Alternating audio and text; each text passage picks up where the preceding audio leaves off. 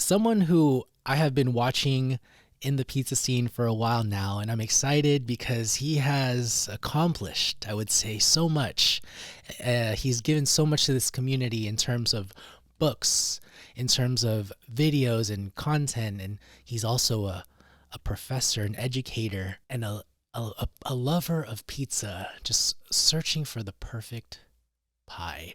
My guest today is Peter Reinhart. Welcome to the show. Thanks, Adrian. It's good to be with you. Good to be with you too. Thank you. There's one way that I love to start the show, and there is no right or wrong answer.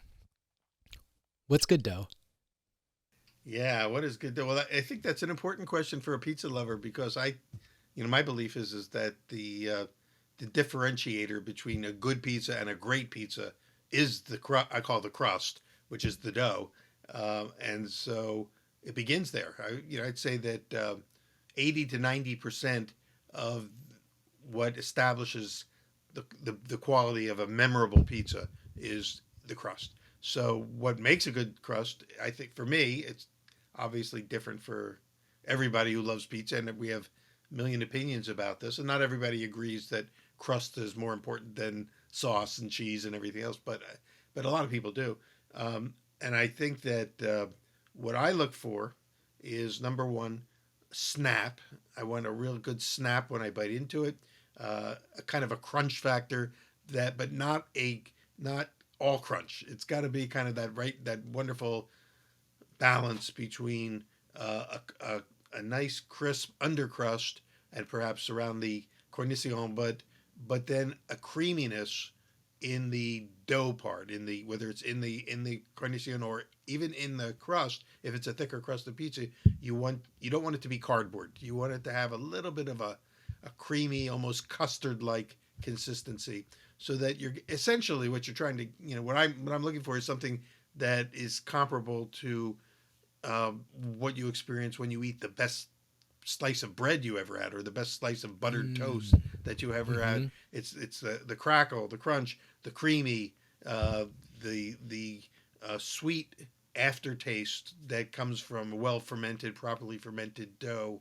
Um, and complexity a little bit. Now, all that's a lot to ask from a pizza dough, and we're not thinking about it because we're eating pizza really fast typically, and we're not really like philosophizing when we're just enjoying a slice, unless you're doing a show like this and we got one and we're analyzing it. But Right. so I don't want to overanalyze it, but I think that it's one of those things, and you hate to kind of fall back on a cliche, but it's kind of like it when you taste it, and it when you find Mm-hmm. it. So when I think of the pizzas that have really done it for me, where I go, wow, that is it. They've nailed it. Uh, Places like, well, obviously Pizzeria Bianco was one of the ones that kind of set the benchmark for this approach to a pizza that changed our perception of what a pizza could be. Um, I think Pizzeria Mozza in LA does a similar, accomplishes a similar thing. There's lots of pizzerias. When I first started writing about pizza 20 years ago, there were maybe 20 or 30 pizzerias across America that you would call memorable and Mm-hmm. uh, and worth going back to and making pilgrimages to. There were lots of good pizzerias, but only a few that I would say were great. And by great, I mean memorable. And and what I noticed when I kind of looked at what was common among all of them was that they all had this crust, and they weren't all the Mm. same style of crust. They weren't all, some were thin, some were thick, but that they all had this quality that was so appealing that you couldn't wait to have it again. So Yeah. that's what I'd say good dough is. Mm. I love that answer because when I came across what you wrote in Perfect Pan Pizza, it said it had an auditory snap that reminded you. And when I heard that, it instantly connected with me because I kind of knew what you were talking about. I, and because people who listen to the show may overanalyze their dough, would you be able to give maybe a quick tip or two, or maybe or even a workflow if you have it on how to really get that crunch, but outside and a creaminess inside? Because that's important. Right. Yeah, it's a good question. I think. There's a few factors, a number of factors, but it's not, again, not rocket science. It's really about the relationship between the product and the oven. It's all baking is really the the relationship of time, temperature, and ingredients. And Hmm. sometimes we can use guides to tell us how to set those in place, and sometimes we just intuitively, do what we need to do. Since every oven bakes differently, you kind of have to make tweaks. But in the end, I think the key to a couple keys to a great dough to get that snap would be number one, you want to have good fermentation, and by good fermentation, I mean not fast. You can get a dough to rise and perform, in an hour or two if you push the yeast, but you sacrifice a lot of other qualities. And what happens in a good long fermentation is that enzymes that also exist in the flour, sometimes they're even added to flour in the form of malted barley flour. You see that as an ingredient on many brands of flour. All those things are enzymes that help to break apart the starch molecules that are in the flour. Starch is pretty tasteless. It has texture, but not a lot of flavor. But uh, but it can deliver flavor if the starch is allowed to kind of break down a little bit and release the natural sugars that exist in the starch, because that's all starch is lots of a weave of lots of starches of small sugars like glucose and fructose and sucrose, and this anything that ends with an OSE is a sugar, and starches have all these, and and then there are enzymes, and enzymes usually end with the ASE. So if there's sucrose, there's sucrase, and if there's glucose, there's glucase, and there's amylase, and there's amylose, and all these things are kind of working on each other. There's also fermentation, which creates alcohol and creates carbon dioxide and flavor. And then there's bacterial fermentation, which creates lactic and acetic acids. All that's happening. And if given enough time, and by enough time I mean a minimum of 12 hours, so, it doesn't have to be a 5-day fermentation to get a killer, memorable pizza, but enough time for the enzymes to do their thing, and for the yeast to ferment without over fermenting, and for the bacterias to, do their fermentation, which typically takes a longer amount of time. But so I would say the sweet spot is somewhere between 12 and 36 hours. And if you use a refrigerator to slow all that down, you can accomplish it without ruining the dough, which is over fermentation. Some people are finding that 4 or 5 days of fermentation allows them to use a stronger flour, like a high gluten flour, like you would see typically in a New York style pizza, or a slice style pizza. Um, that the longer fermentation allows the proteins to be denatured and tenderized by the enzymes, and also by the acids that build up over that longer period of time, and it allows them to stretch the dough more easily because the proteins aren't as elastic; they become more extensible. So, so all these things are choices that people make along the way, and I would say there's no one right rule for that. So much depends on which flour you're using, what temperatures you're fermenting at, and then the balance of yeast and everything else. But I think for most pizza doughs, and the ones that I've had that are, that meet that standard of being memorable, um, you can get there in less than 24 hours. You can get there in 12 to 18 hours. Chris Bianco doesn't make his doughs a day ahead, or at least he didn't when I was there, because he didn't have any room, and he didn't have a walk-in refrigerator, nowhere to, so he would he'd start his doughs in the morning. His brother Marcos would start the dough in the morning, and they gave it all day, and they used it in the evening, and that was certainly long enough for all the magic to happen in the dough. But for most pizzerias, especially when they're doing high volume, refrigeration is essential, and then that's so I call that slow, delayed fermentation. But it's not stopping the activity; it's slowing the yeast down, but it's still allowing the enzymes to fulfill their mission, which is to evoke that full flavor that's trapped in the starches. So all those things are working, and so but the question was, how do we get to that snap? So Right. that's just one part of it. That's the dough, getting it ready. But then you have to bake it at the right temperature, And I think Hmm. that one of the keys, again, that pizzerias have known this because they bake at high temperatures, usually 600 degrees, even for a 550 to 600, even for just a New York style pizza, not a Neapolitan 800-degree pizza, but high temperatures produce better results, and and certainly, I think the reason, let's say, if it produces a better result, we have to ask why. And one of the reasons why is that, and this is a big mistake that home pizza makers make, is they're so used to baking at 350 or 400 or 425, they're afraid of burning things, that they bake it at a lower temperature. It's safer. It makes things happen. It creates the transformations in the dough that are necessary. But in the process, it's also driving off moisture. And the longer it takes to bake, the more moisture is driven out of the dough. The definition of baking, just to sort of a backtrack a little bit, is this is the actual textbook definition of baking is the application of heat to a product in an enclosed environment, meaning the oven, for the purpose of driving off moisture. So all the other things that I'd like to talk about with when we bake a pizza, the caramelization of the crust and the coagulation of the proteins and the gelatinization of the starches, those are all things that do happen. Those are the transformations that happen. But the definition of baking itself is the driving off of moisture in this hot enclosed environment. So if we can get the pizza in and out of the oven in the minimum amount of time and still accomplish the caramelization and all the other transformations, then we also will get that creamy custard like interior in the crumb of the dough.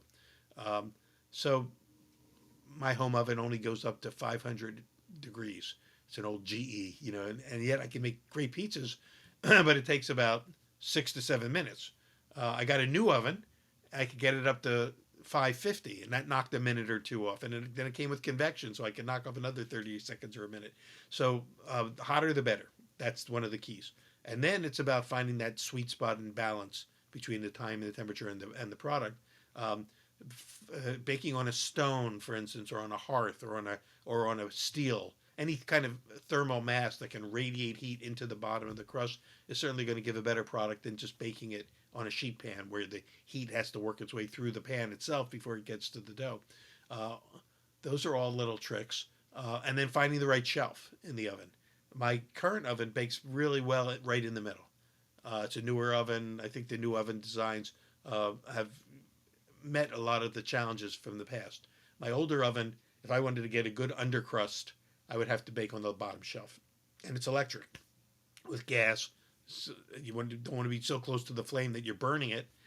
So you find the shelf, and it might take 2 or 3 test bakes before you find that spot. But it's not a it's a learning curve, but not a steep learning curve. We get there pretty fast once you start making pizzas. So those are a couple tricks I Yeah. think that make a huge difference. Yeah, you said it wasn't rocket science, but it definitely has some science and playing around with it too. Just out of my own curiosity, and maybe this is a selfish question, but I've been working with high hydration doughs lately, and you got me to think of something when you said, the lower the temperature, the longer the bake. So, in theory, would it work if I had a super high hydration dough but baked it at like 350? Would I get a similar result?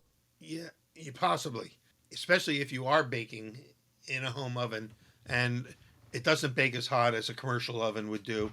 High hydration doughs are an advantage because they will stand up to the longer bake time while everything else is happening. Because you also have to worry about not burning the cheese and drying out the sauce and Hmm. everything else. So it's still a balancing act, but for the dough itself. So you know that if the pizza is going to take 7 to 8 minutes to bake, uh, you don't want the oven to be so hot that the crust burns or that you drive off all the moisture in the crust.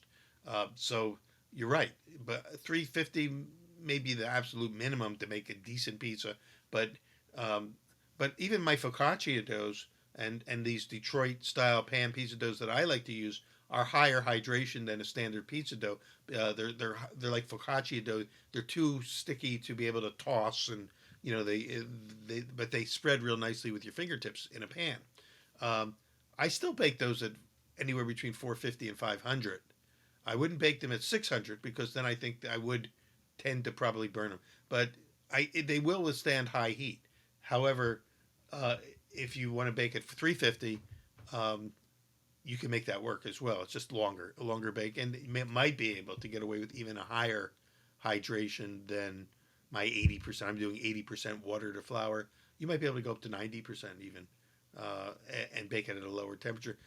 Some people are finding that just maybe because that's the way they learned how to bake and they're comfortable. It's in a comfort zone for them that they can get to the same result in a different way by tweaking the ingredients, the water, for instance. Um, I always say, if you think of baking as that, that relationship between time, temperature, and ingredients, if you affect any one point on that triangle, it affects the other 2 points. So if you have a lower temperature, you can kind of balance that out by adding more moisture and or by using a lower protein flour. So all those things can be. It's like a movable feast. You can uh, almost an infinite number of permutations. That's why I think there's so many great pizzas out there that don't all follow the same rule. Not even everybody who's making a Neapolitan Naples style pizza is following the Naples rules. It works, but some people like again we'll use Chris Bianco as an example. He broke every Naples rule there was to create the Pizzeria Bianco pizza that became a benchmark for other people that have followed since, and and um, and he got there in a different way because he wasn't using Italian flour. He was using American flour. He wasn't using 800 degrees in his temperature. He was in his oven. He was baking at about 650-ish or so. His pizzas don't take 60 to 90 seconds. They take about 4 minutes. And yet the pizza that came out was an aha level pizza. Nancy Silverton's pizzas take about 7 minutes to bake at Pizzeria Mozza. And that was way longer than when I was surprised when I saw that. And yet I took a bite and I went, it worked. She got there in a different way.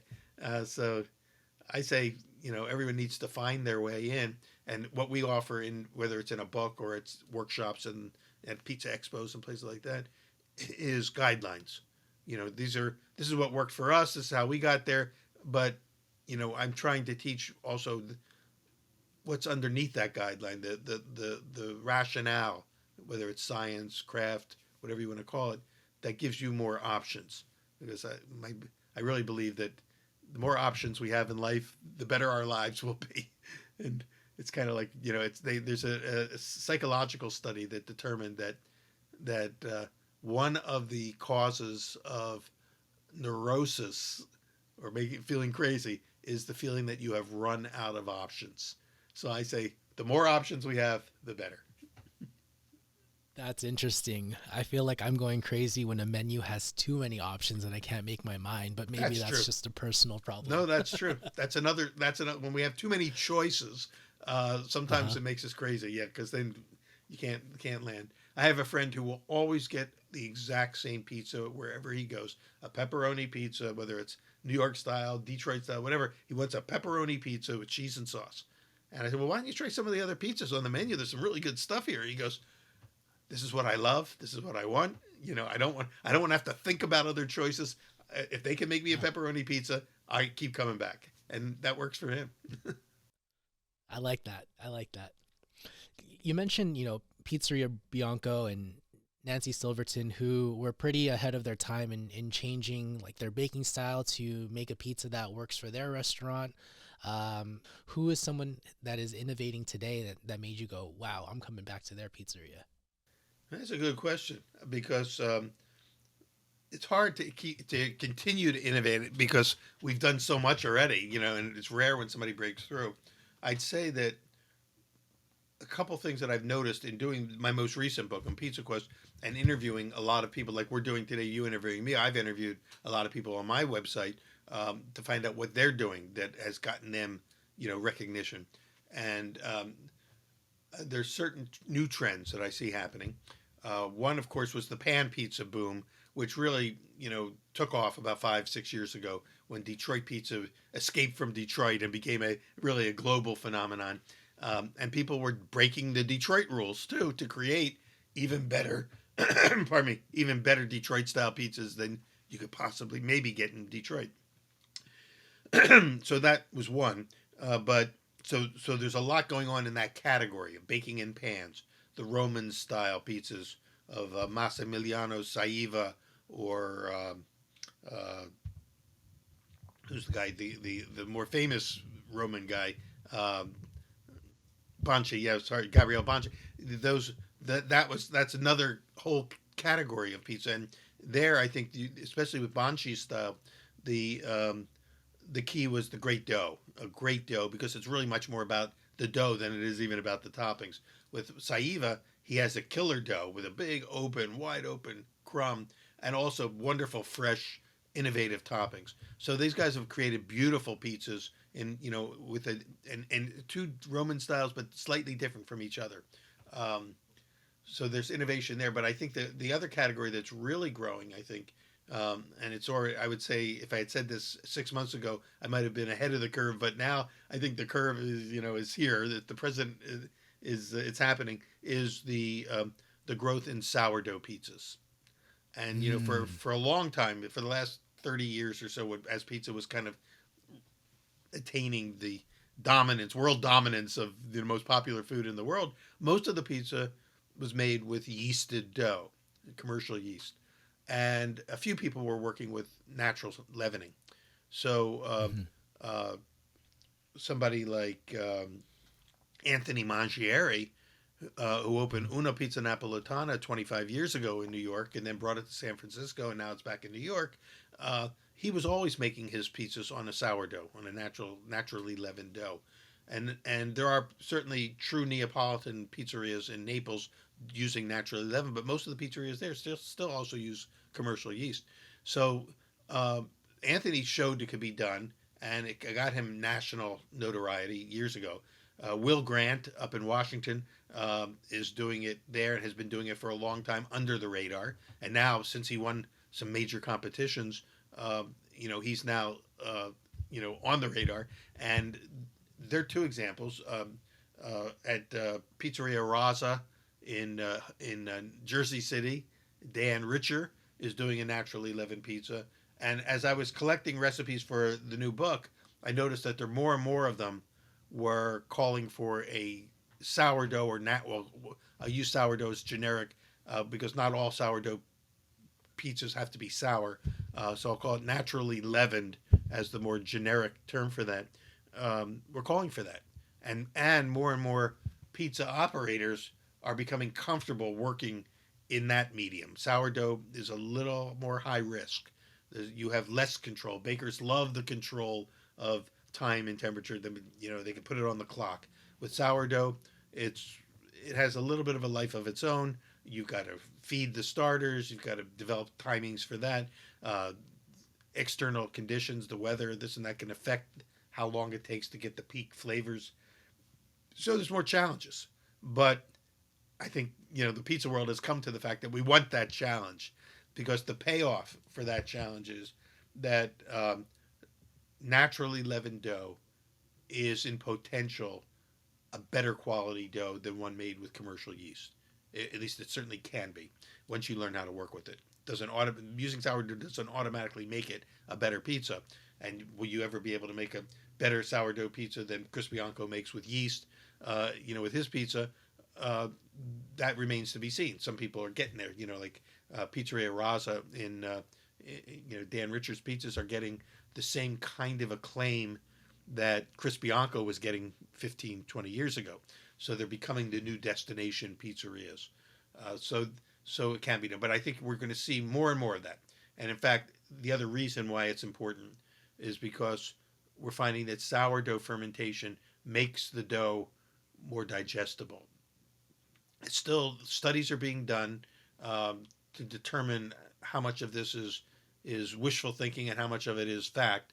But the first of all, it requires longer fermentation, and longer fermentation actually does help to break the dough down so that it can be broken down by your body more efficiently.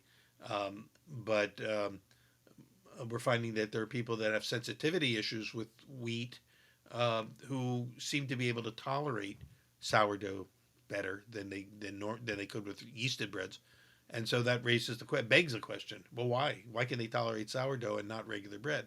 and so studies are being done, and results are coming in, and the early evidence is um, that that there's an actual physiological benefit uh, and a metabolical benefit to our bodies. Vanessa Kimball, whose books I have behind me here, is doing that on her sourdough school, and she's actually writing a PhD dissertation. She will soon be Dr. Vanessa Kimball, that quantifies and improves some of these theories to be true. So, so I think that's an important trend for everybody to be watching. Doesn't mean you have to be Mm. making sourdough pizza, to have a profitable restaurant. But if you are making pizzas for fun and or profit and want to get into that category, it opens up a whole new frontier for you to study. And then I guess one other part of that is then the emergence of new grains, new types of flour, both wheat style flour and ancient grain flours, um, blending of flours, milling your flour fresh on site. These are all aspects of that are happening both in the artisan baking world, the bread world, and also the artisan pizza world. And Mm. it's part of everyone's on their own personal quest. I call my book Pizza Quest, but really it's because everybody has a quest, and it's not just about pizza. But almost everyone I know who loves pizza has their own personal pizza quest, and because everyone's always looking for the best pizza they can find, and also something new and different, and so a lot of innovation taking place in all of those areas. I'm glad we kind of got here because I think I want to stay on sourdough for a bit because I do have a follow up question. I have Vanessa Kimball's book on my nightstand right now, and I have yet to finish it, but I'm excited to finish it and see where and how she leads just the movement of sourdough and naturally leavened.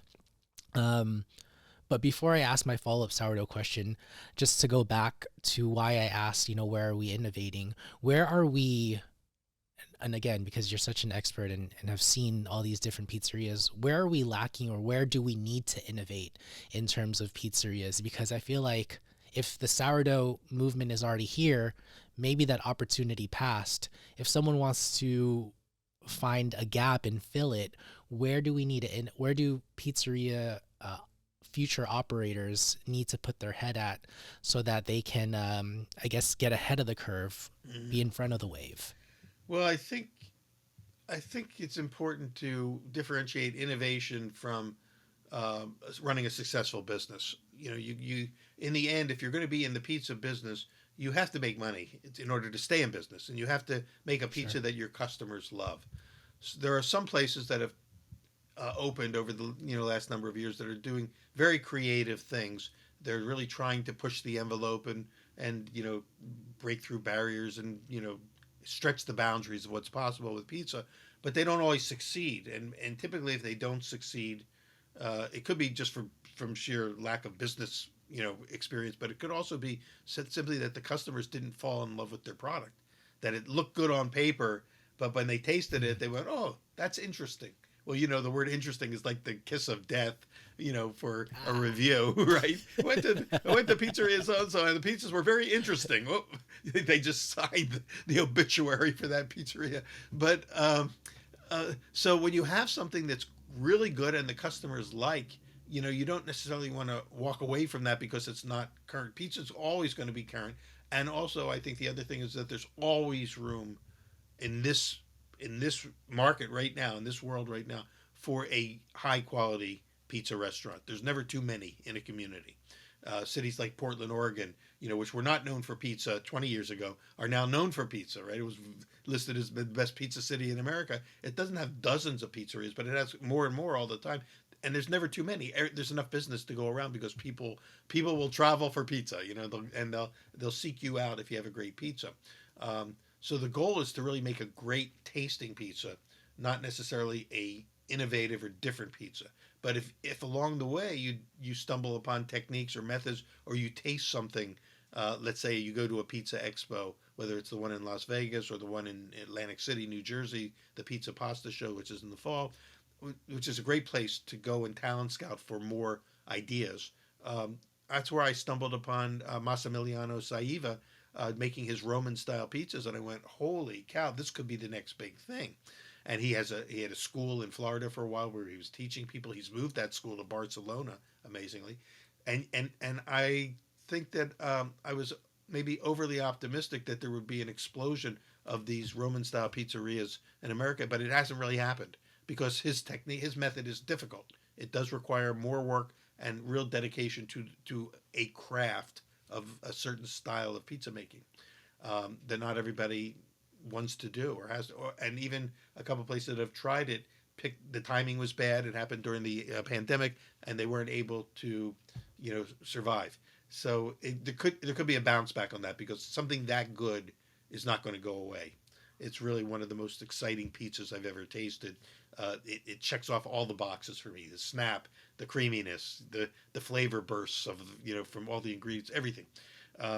So that's what I think the most important thing for anyone who wants to be in the pizza game and in the business is to go to these events, these expos or competitions, and see what people are doing, and zone in on two things. One, you look for new ideas, look for new, whether it's flavor ideas or style ideas, but also zone in or zoom in on the craft, the craft that the really good pizza makers are bringing to execute the types of pizzas that they're making. Many of them were just started out just as working as dough tossers in a New York style pizzeria, but then they got drawn in to the game. Someone like Nino Coniglio, right out of Brooklyn, who's winning a lot. He just won, I think, on Chopped the other day. I watched Chopped, and Nino beat John Arena and two other great pizza makers. These were all world champions, and Nino won, and he's really creative.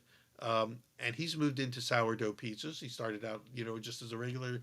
He'll call him the dough slinger, and he's and he's always trying to grow his craft. Tony Gemignani certainly is the benchmark of a guy who's never satisfied with where he's at. He's always trying to grow the craft, and even prints on the box, on every box of his pizza, it says the words "respect the craft." So his mantra, at his pizza school, he's teaching people the craft itself, and how by honoring a craft and connecting maybe with a longer tradition than we usually think about when we just think of pizza, especially sort of the home, the people who eat pizza at home, delivery pizzas, like whether it's Pizza Hut or Domino's and all. We think of pizza as that category, and that's valid pizza. Is it as good as the crafted pizzas that we're seeing? No, but they're selling more pizzas. They're selling 50% of the pizzas in America are coming from like three places, and the other 50% are divided up among 3,000 places. Um, but but people still love their pizza. Either way, whether they get it from a mass market company or a frozen style or this or that, pizza still is satisfying and works because dough with something on top of it always works. But then when you get drawn into the quest, then you want to see, okay, how far can we push this to where we go, wow, I didn't know pizza could be that good. And that's what we're really looking for, is something that elicits that kind of response from us. And that's all about craft more than anything else. Right. That's number 5 on your Pizza 10 Commandments. Respect the That's craft. right. That's right. I forgot. Yeah. Maybe you can talk about those 10 Commandments. You don't have to give them all if you don't want to, Well, but well, maybe a let me few open that my book. stick I've out got to my you. copy of the book here, which is not out yet. As we're talking, the book has not hit the shelves because there was, with the pandemic, there's been a delay. So, sadly, there was even one cargo ship that was bringing a printing of two other authors' books to America from the printers in Asia, and it sank in the Pacific, and all those books were lost, and they put them back a whole year. My books were delayed a few months, um, but on sometime around March 29th, they will be shipping and they'll be available. I think Amazon saying March 22nd, but that's been pushed back a week. So let me find the page where I have the Ten Commandments. Um, Page 5. page, thanks. There it is. No problem. Yeah. Okay. So we've talked about some of these already. There are only two Yeah. kinds of pizza. This is commandment number one.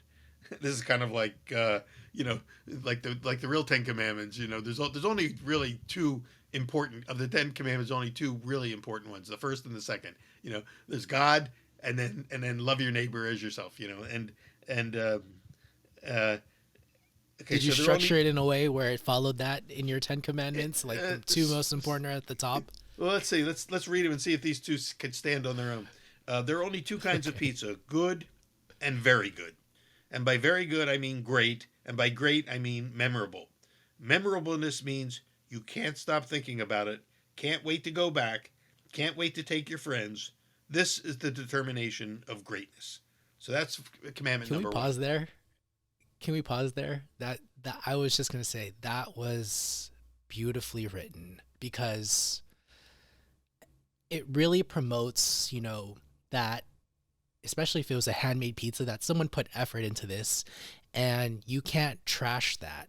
You can't like it's going to be good.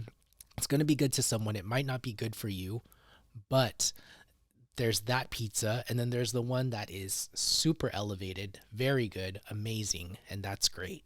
So, I don't know. I just love what you wrote there. Thanks.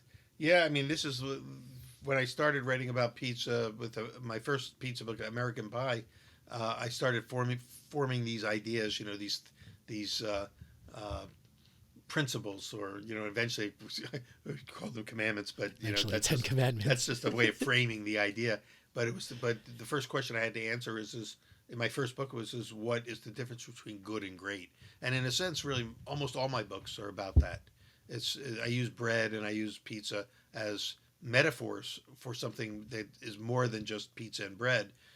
It's about life principles, and I think that my one of the things I'm always striving for is the difference between good and great, uh, or what differentiates the mainstream from those who transcend the mainstream, and bringing something that we've never seen before, or create aha moments, because I find that fulfilling. The second one: Well said. there is no such thing as a perfect pizza. There are only perfect pizzas. And I thank Malcolm Gladwell and Howard Moskowitz, who Malcolm Gladwell talked about Howard Moskowitz on a TED Talk, and in some of his books, as a guy who made a living, a career out of teaching food companies that there isn't no such thing as one. He started with something like, "There's no such thing as the perfect Coca-Cola or the perfect t- uh, tomato sauce or pasta sauce. There are only perfect pasta sauces. There are perfect colas. There's not, now people have their opinion of what their favorite is, but there's millions and millions of people, and I mean, there's millions and millions of opinions as well. So the point was is that there's a lot of freedom in this notion of diversity, and again, it becomes metaphorical as well as actual. But with pizzas, you can say, if you're from Naples, you're going to go, there's only one kind of pizza, the Naples pizza, baked in 60 to 90 seconds at 800 degrees. I mean, nothing else is pizza to us. This is what we live for. This is our religion. This is our life, pizza.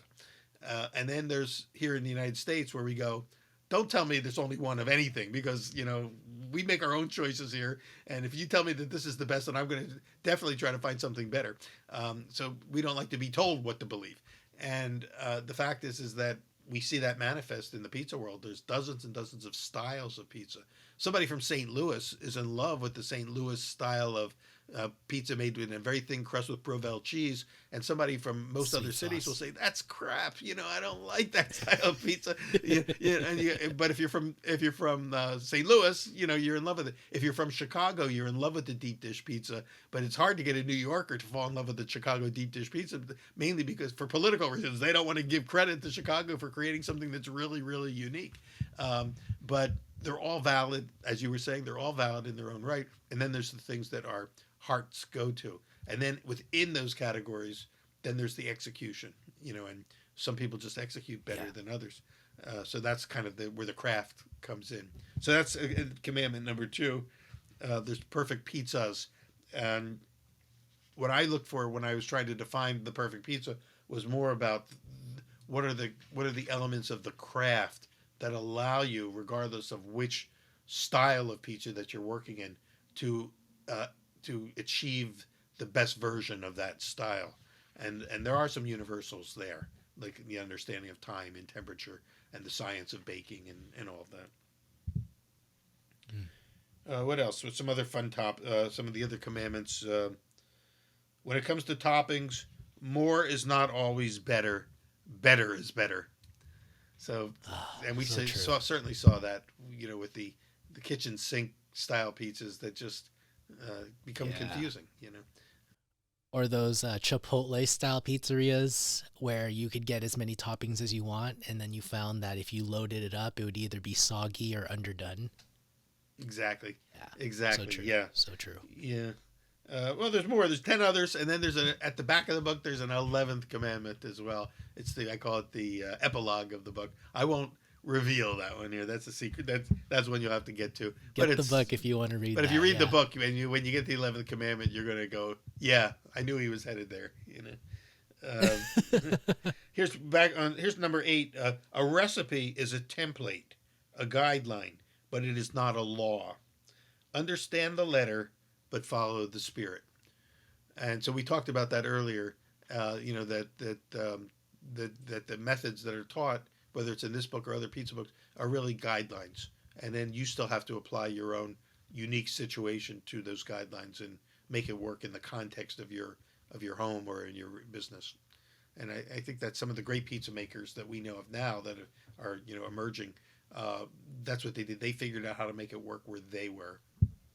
Right. That's so important because in this day and age, in this internet world that we live in, it's made pizza more universal. It's made it a global phenomenon. And when you read these books, you know, they're not catering it to my friend Jenna in Singapore or my buddy Scott in the UK. And I love this kind of disclaimer. It's like, your mileage may vary. This is what's worked for them. It's up to you to figure it out. Yeah, yeah, that's good. That's a good point.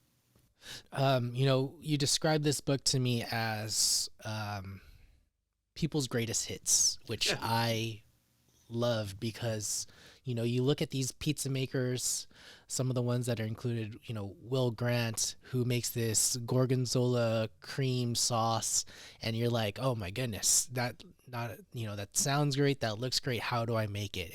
And you lay it all out here.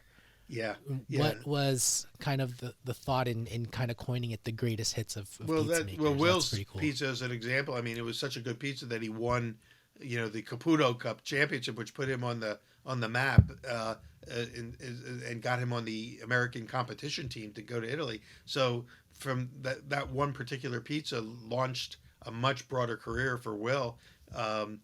What I had the opportunity to talk to a lot of these great pizza makers through my own interview series, my podcast Pizza Quest, and um, I'd done my most recent book before that was called Perfect Pan Pizzas, which were my takes on and kind of original versions of pan style pizzas, whether it's Detroit style or focaccia or Sicilian. Um, and I realized I was just scratching the surface of what kind of pizzas could be made and were out there. And there were all these great guys who were, making pizzas and had found ways. We talked a lot about how they were pivoting during the pandemic and how they were surviving when things were getting shut down everywhere. And then very often they would do a demo on the podcast because it was a video podcast that also works as an audio like this. And so they would do demos. So we had all this incredible material. And I thought, instead of me trying to come up with 35 new pizzas, why don't I ask their permission to pay tribute to theirs? So I call these pizzas tribute pizzas in the same style that a tribute band. Like, for instance, I said, you guys are like the Beatles of pizza. I'm the Beatles tribute band playing in the lobby of the Marriott Hotel, playing your greatest hits. I'm your cover band. And and that seemed to work because everyone said, yeah, I'll provide a recipe or I'll provide a pizza. And so the only thing that we asked from them is the concept, the pizza concept itself that they wanted to be featured, and a photo, a beauty shot of that pizza. And then I would do a homemaker's version or my version that could be made in a home kitchen, um, that you. So I provided in the book. I provide I think 4 dough recipes, 3 or 4 master dough recipes that can be used for any of these styles of pizza. Will my pizzas in the book be exactly like the one you're going to get at Paulie G's or Paulie G's in Logan Square or Will Grant's place or any of the other places that are featured here?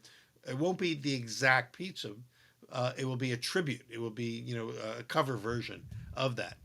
It will, and so I say it gets you in the ballpark.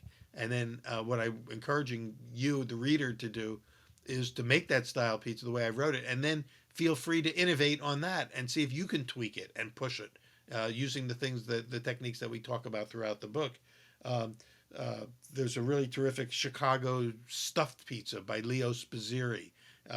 And Leo is a master of that style of. He's a master of many styles of pizza, but that particular one, the two crusted, pizza with a beautiful cheese pull. If you ever look at Leo's videos on YouTube, the highlight of the video is when the pizza comes out of the oven and he cuts a slice and pulls it, and the cheese just pulls for about 20 feet. It's like it's sexy, and so we got a really nice shot of a cheese pull from one of these stuffed pizzas. So the idea is to get some really nice shots. Turns out that there were a lot of pizzas that were coming in with corn and with fruit. I think there's 3 different peach pizzas, 3 different corn pizzas. Those are ingredients that you don't often associate or always see executed in pizzerias. Tony Gemignani gave us 2 pizzas, including a peach pizza. There's some unknown, lesser known places, unless you're from those areas, out on Martha's Vineyard. There's a small little pizza truck operation there that has the whole island buzzing during the summer. The owner there is Nina May Levin, and she was making. I got told by 2 other people I interviewed that you should try to get up to Martha's Vineyard or at least call her and interview her because nobody knows about her if they don't live here. And she has a wild shiitake corn pizza. I think it was wild shiitake and corn pizza that she was getting. That was kind of becoming her signature pie. Turns out she had a lot more other innovative pies than that. But so we were able. People were leading me to other people. Nancy Silverton, who's not featured in this book, but led me to uh, uh, De Leon. Justin Yeah, Apollonius. just De Leon and Apollonius in L.A., where he does both kinds of pizzas, a round and a square, but his Detroit style pizzas are setting new standards for A work of art. beauty and creativity. He's a great photographer. In fact, his pizza's on the cover of the book. He's really good at creating a crown around the edge of the Detroit pizza. So Justin has prominent. He's featured one pizza in the book, but photographically he's got a few shots in the book because he's also a professional photographer. So he did his own beauty shots. So some really cool stuff. And yeah, everybody just led me to someone. Nancy's the one who told me about Justin, and then Justin was a perfect fit for this book, and he was generous enough to give us some of his technique and the some images to work with. Okay. I love it. There are people from, the more well knowns like Tony G, Justin from Apollonius Pizza, and there's even like the Derek Sanchez's of the world and the Derek Tongues of the world. Like they are all people you want to learn from, and so you break down their recipe so that you can get an idea of what they're serving at their pizzerias, Yeah, and I love the concept. Brian Spangler in Portland at Apisa Brian Shoals. Spangler, Sarah Minnick love also in Brian. Portland. I think we have one in first as a peach pizza. Those guys are really um, I would say the rock stars of today, along with John Arena, is kind of like the godfather of all these guys. I call him the Yoda of pizza because he's full of wisdom and everybody loves him. And he's based in Las Vegas, so when you go to Expo, he's everywhere, and everybody just loves John. And everyone has something to share and to teach. The nicest thing about them all is how generous they are. It's not like, okay, these are Mm. my secret recipes. I'm not sharing this. I'm not. They all know that it's not as much about the recipe as it is about the passion and craft that they bring to to making those, and so they don't really feel like they have to protect anything because to make a pizza as good as these people make it, you have to care as much as they care, and you have to be as dedicated as they are. So it was wonderful to be able to showcase. Yeah, and if anything, like if I see, Brian's book, Brian's pizza submission, the tart flambe, and I make it at home and I love it, I'm gonna want to go to Brian and say, hey, when next time I go to Portland, can I try this? I wanna experience it the way the way that you intended for, and it's like, you're just inspiring someone to come and try your pizza Yeah, through this and book. he rarely makes that pizza, at the restaurant. So call ahead and say, "I read it in the book. Will you make it if I come in tomorrow night?" Give him sometimes he likes to rise to that challenge. He also contributed a clam pizza, Clam's Casino pizza uh, with So that bacon and clam, and it's gorgeous. He doesn't make it on the menu, but he might if you call ahead because he made that pizza actually uh, for Anthony Bourdain for when Anthony featured his pizzeria in one of his shows. And after the show was over and he was hungry, he said, "Make me a pizza. I'm really hungry." He said, "What do you want?" He says, "I love clams," and so he created a clam pizza that was to die for. But I don't know. It would be pretty hard for him to have that on the menu every night at his restaurant. But he might make it if he knows you're coming in. So if you're listening, call ahead to Brian Spangler at Pizza Shoals and just beg him, ask him to make either the tart flambe or the clam pizza. If either of those, I mean, you can just go with his sauce and cheese pizza and be very very happy as well because the pizzas are Oh spectacular. yeah, So yeah, so definitely. and the cool thing is that there's many more innovators who I didn't get to interview at the time, who I interviewed after the book was written. So there's enough material there to do another book. If people like this book, we can come out with another one as well, because the possibilities are infinite, and the creativity and generosity of the pizza makers is also infinite. So it's been great to be part of this There you go. community. Yeah. Yeah, I'm excited to see if this type of book is, if people are really receptive to this. I think so. The creations, again, it's like people travel. I travel across the country. I hope that these, pizza makers are at Expo so I can try their pizza. Um, but if I can't travel to that person or they're not at Expo, like, honestly, this is a good alternative. I get to at least kind of get a sense, get a taste Yeah. of, what they're making. Yeah, yeah. Well, you can get a vicarious taste through the pages of the book, or you could just take the book into your kitchen and actually try to make your own version of it, which would be, for me, the most satisfying thing of all, if people actually try to make these and it helps them in their own pizza making because uh, a lot of people get into the pizza game, professionally because they just started making it at home and were having so much fun that they Right? realized that hey, maybe should give it a try. Uh, but getting into the restaurant business is not for the faint of heart. That's for sure. No, no, definitely. And I think that's, we saved that for another conversation because uh, we could go into a whole rabbit hole for that. But I'm glad you pointed out, like, this can spark the joy in someone to, take it to the next level if they want to. Right, right. Yeah. Well, let's see what happens. We'll know soon enough. And if anybody wants to kind of follow up or write to me, you can just write to me at peter@pizzaquest.com. And I try to respond within a day or two to emails and check out any of the interviews themselves by going to pizzaquest.com, our website, and the our podcasts are played on uh, Heritage Radio Network. The Heritage Radio Network has taken the video podcast and turned them into audio podcasts as well. So you can get them either way. And there's quite a few of them out there, and we're continuing to still do more of them. And hopefully you will as well, because we're all growing this community, with every contribution that each of us make. Yeah. I'm thankful for the resources you put out there. I love your message. Pizza is a metaphor. Please keep on, using that to enlighten people and kind of help people grow. That's amazing. Um, I guess my next question is like before we start to wrap up the show, I asked you my two questions. My question for you is like, what's next? What is next for Peter Reinhardt? Well, I'm still teaching at Johnson and Wales University in Charlotte, North Carolina. Um, we're uh, pizza is something I do, sort of as my second life. I write books in Sure. addition to teach. Um, I'm working on some books that are not necessarily food centric.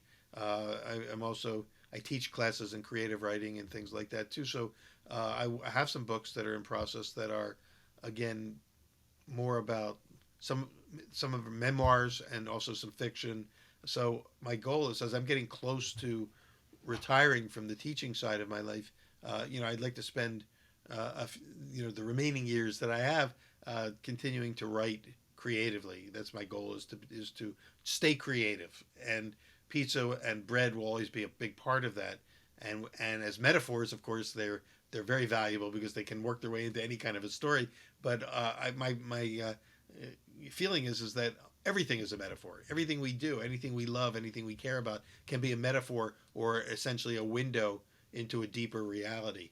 So my hope and goal for my next round of explorations is to just keep finding other windows to dive into, to go deeper into the meaning and purpose of life, and to try to help other people find their purpose in life, their mission in life, and find the keys to what ultimately can lead us living a fulfilling life. That's really the ultimate goal, is to flourish in life.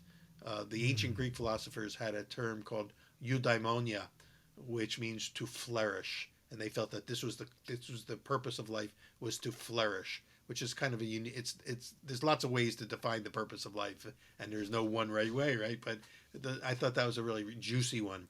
Is that if we seek a life in which we can flourish and help others to flourish, then we will feel like we have not wasted our time, our limited time here on this planet.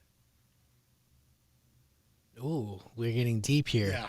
Um, do you have any books currently out there that addresses that specifically, or is it just a work in progress right Well, now? I had all my books, the early books, especially, have a lot of the philosophical part, with, where I explore the metaphor. But I did write one book that's out of print, but is floating around there, in the used category, called "Bread Upon the Waters," which is really more like an autobiographical memoir of my journey, my spiritual journey through bread and through food. So, "Bread Upon the Waters" is an early version. That book's over 25 years old now.